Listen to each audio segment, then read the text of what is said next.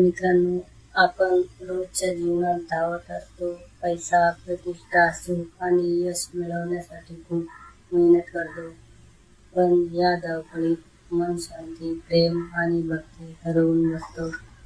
अशा वेळी संत ज्ञानेश्वर माऊलींचे विचार आपल्याला योग्य मार्ग दाखवतात. त्यांच्या शिकवणीत फक्त धर्म नाही, तर संपूर्ण जीवनाचे तत्वज्ञान दडलेले आहे. संत ज्ञानेश्वर महाराजांचा जन्म कठीण परिस्थितीत झाला. समाजाने त्यांना आणि त्यांच्या कुटुंबाला अनेक संकटे दिली. अपमान, दुःख आणि अन्याय सहन करावा लागला.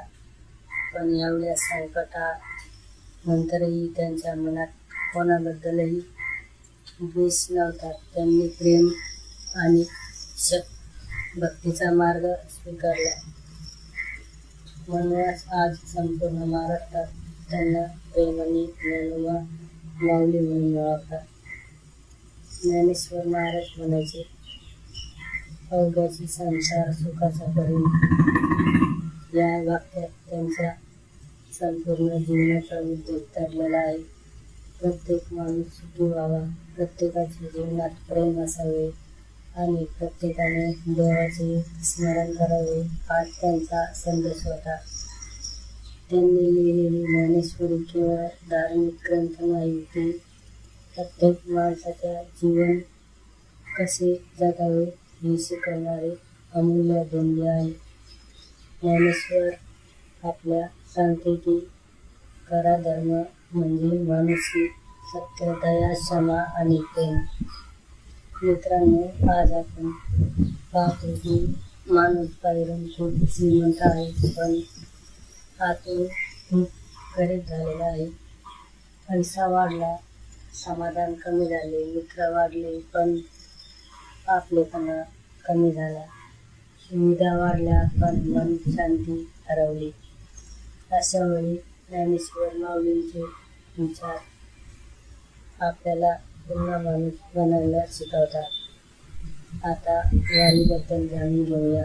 वारी म्हणजे फक्त पंढरपूरला चालत जाणे नाही. वारी म्हणजे मनातील अहंकार, मस्तक आणि द्वेष सोडून विठ्ठलाच्या प्रेमात चालणे. लाखो वारकरी हातात टाळ, मृदुंग आणि भगवी पताका घेऊन ज्ञानोबा तुकाराम माऊलीचा जयघोष करत अनेक दिवस चालतात. त्या प्रवासात कोणी श्रीमंत आणि कोणी गरीब हे पाहत नाही. सर्वजण एकमेकांना माऊली म्हणतात.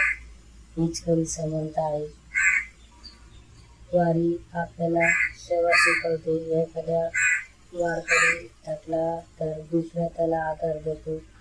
कोणाला भूक लागली तर अन्न वाढवले जातात. कोणी पाणी हवे असेल तर त्याला प्रेमाने पाणी दिले जाते. हीच खरी भक्ती आहे.